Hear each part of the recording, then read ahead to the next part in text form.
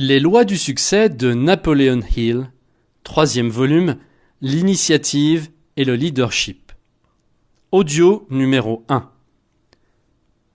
Quand vous ne savez pas quoi faire ou où donner de la tête, souriez. Cela détendra votre esprit et fera entrer le soleil du bonheur dans votre âme. Vous pouvez le faire si vous y croyez. Avant de commencer cette leçon, nous attirons votre attention sur l'organisation extraordinaire de la pensée tout au long de ce cours.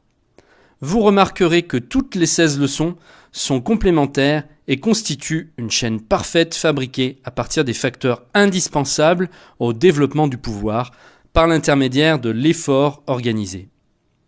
Vous remarquerez également que les mêmes principes fondamentaux de la psychologie appliquée forment la base de chacune de ces 16 leçons, bien qu'on les applique différemment selon la leçon. Cette leçon sur l'initiative et le leadership fait corps avec la leçon sur la confiance en soi, car personne ne peut devenir un bon leader ou prendre l'initiative dans n'importe quelle grande entreprise sans avoir confiance en soi-même. L'initiative et le leadership sont des termes indissociables dans cette leçon, car le leadership est essentiel pour atteindre le succès, tandis que l'initiative est la base sur laquelle se construit le leadership. L'initiative est aussi essentielle au succès qu'un moyeu à la roue d'un chariot. Qu'est-ce que l'initiative ? L'initiative est cette qualité très rare qui pousse une personne à faire ce qui doit être fait sans qu'on lui dise de le faire. Elbert Hubbard s'est exprimé sur ce sujet en employant ces mots. Le monde accorde ses grands prix, en argent et en honneur, pour une seule chose, l'initiative. Et qu'est-ce que l'initiative ? C'est prendre la décision de faire quelque chose sans qu'on vous le dise. Mais à côté de ceux qui entreprennent volontairement les choses sans qu'on les leur demande, il y a aussi ceux qui font toujours volontiers les choses qu'on a déjà dites une seule fois sans qu'on les leur répète. Ceux-là reçoivent un grand honneur, même s'ils ne sont pas toujours bien payés par rapport au service qu'ils offrent. Ensuite, il y a ceux qui font ce qu'il faut, uniquement quand ils sont contraints de le faire. Ceux-là reçoivent de l'indifférence à la place de l'honneur et ne gagnent qu'une somme dérisoire pour leur service. Ce genre de personnes passent la plupart de leur temps à se lamenter sur leur sort. Enfin, encore plus bas sur cette échelle, il y a le type qui ne fait jamais rien, même si quelqu'un lui montre comment faire, et reste avec lui pour s'assurer qu'il agisse. Ce type sera toujours sans travail et recevra inévitablement le mépris qu'il mérite, à moins qu'il n'ait des parents riches. Mais dans ce cas, le destin l'attendra patiemment dans un coin pour prendre sa revanche. Et vous faites partie de quelle classe ? Après l'étude de la leçon sur la règle d'or, vous devrez faire un inventaire de vous-même pour déterminer lequel des 15 facteurs de ce cours vous est le plus nécessaire. Mais je pense qu'il serait bien que vous commenciez à vous préparer à cette analyse dès maintenant, en répondant à cette question de Elbert Hubbard. Le leadership. L'une des particularités du leadership est le fait qu'on ne le trouve jamais chez les gens qui n'ont pas acquis l'habitude de prendre l'initiative. Le leadership est quelque chose que vous devez inviter en vous-même, car il ne s'imposera jamais à vous tout seul.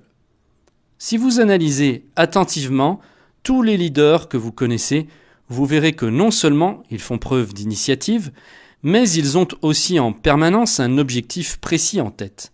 Vous verrez également qu'ils possèdent la qualité décrite dans la leçon sur la confiance en soi. Nous mentionnons ces faits dans cette leçon pour que vous puissiez observer que les gens prospères ont toutes les qualités traitées dans les 16 leçons de ce cours, et surtout pour que vous arriviez à comprendre parfaitement le principe de l'effort organisé que l'étude de ce cours veut imposer dans votre esprit. En revanche, je dois vous dire que ce cours n'est ni un raccourci pour atteindre le succès, ni une formule magique à utiliser pour accomplir de grands exploits sans effort. La valeur réelle de ce cours se trouve dans l'usage que vous en ferez et non pas du cours lui-même. Ce cours a pour but principal de vous aider à développer en vous-même les 15 qualités mentionnées dans les 16 leçons, dont l'une des plus importantes est l'initiative, qui constitue justement le sujet de cette leçon. Mise en pratique de l'initiative. Nous allons maintenant voir comment se servir de cette qualité qu'est l'initiative, pour effectuer une transaction commerciale que la plupart des gens trouveraient difficile. En 1996, j'ai eu besoin de 250 000 € pour fonder un établissement d'enseignement. Mais je n'avais ni la somme, ni une garantie suffisante pour pouvoir emprunter à la banque. Alors, qu'est-ce que j'ai fait ? Pleurer sur mon sort ou penser à ce que je pourrais réaliser si un riche ou un bon samaritain me prêtait cette somme ? Eh bien, je n'ai rien fait de la sorte. J'ai fait précisément tout ce dont ce cours vous conseille de faire.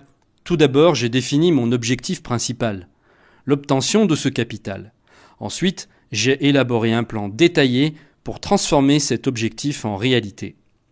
Enfin, soutenu par une confiance suffisante en moi et poussé par l'initiative, je suis passé à l'action en exécutant mon plan. Mais, avant d'en arriver à cette dernière étape, j'ai investi plus de 6 semaines d'études, d'efforts et de réflexion constants. Un bon plan doit être conçu à partir de plusieurs éléments soigneusement choisis. Vous verrez ici l'application du principe de l'effort organisé. Cela consiste en l'association de 2 ou plusieurs personnes qui, dans un esprit d'entente, travaillent dans un but bien défini. Je voulais ce capital de 250 000 € pour fonder une école de publicité et de commerce. 2 choses étaient nécessaires pour créer une telle école, le capital de 250 000 € dont je ne disposais pas et le programme scolaire adéquat que j'avais bien. Mon problème était de trouver une ou plusieurs personnes avec qui m'associer. Des personnes à la recherche de ce que je pouvais offrir et qui, à leur tour, me fourniraient les 250 000 €. Cette alliance devait être basée sur un plan profitable pour tous les intéressés.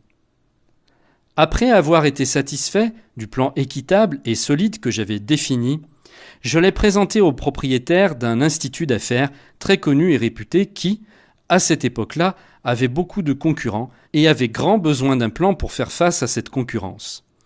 Voici comment, à peu près, j'ai présenté mon plan.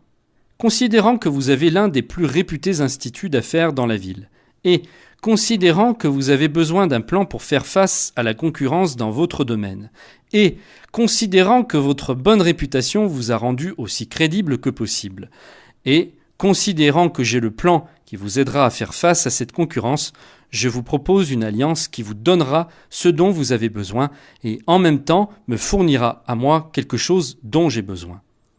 Puis j'ai continué à exposer mon projet par ces mots. J'ai écrit un cours très pratique sur la publicité et l'art de la vente. Comme j'ai construit ce cours à partir de mes réelles expériences dans la formation et la gestion des commerciaux, ainsi que dans l'organisation et la direction de beaucoup de campagnes publicitaires réussies, j'ai fait l'expérience de son efficacité. L'espace que vous occupez et l'autorité que vous exercez peuvent être mesurés avec une précision mathématique à travers le service que vous rendez. Si vous employez votre crédit pour commercialiser ce cours, je l'introduirai dans votre institut d'affaires comme l'un des cours fondamentaux de votre programme scolaire. Et je me chargerai de ce nouveau département. Aucun autre institut d'affaires dans la ville ne fera face à votre concurrence, parce qu'aucun autre institut n'aura un cours comme celui-ci. De plus, la demande pour vos cours d'affaires habituels augmentera grâce à la publicité que vous allez faire pour commercialiser ce cours. Vous pouvez allouer à mon département toute la somme que vous dépensez pour cette publicité. Et la facture de la publicité sera payée par ce département. Ce qui vous laissera l'avantage cumulatif qui reviendra sans frais aux autres départements. Maintenant, je suppose que vous voudrez savoir quel est mon bénéfice à la suite de cette transaction. Je vous le dirai. Je veux que nous fassions un constat dans lequel il est stipulé qu'au moment où l'encaissement de mon département sera égal à la somme que vous aurez dépensée pour la publicité, ce département et mon cours sur la publicité et l'art de la vente m'appartiendront. Ainsi, je pourrai avoir le privilège de séparer ce département de votre école et de le diriger sous mon propre nom. Mon projet a été accepté et nous avons signé le contrat. Gardez à l'esprit que mon objectif précis était d'obtenir les 250 000 € pour lesquels je n'avais aucune garantie à offrir. Et il faut que toutes les parties intéressées tirent un bénéfice de l'effort organisé.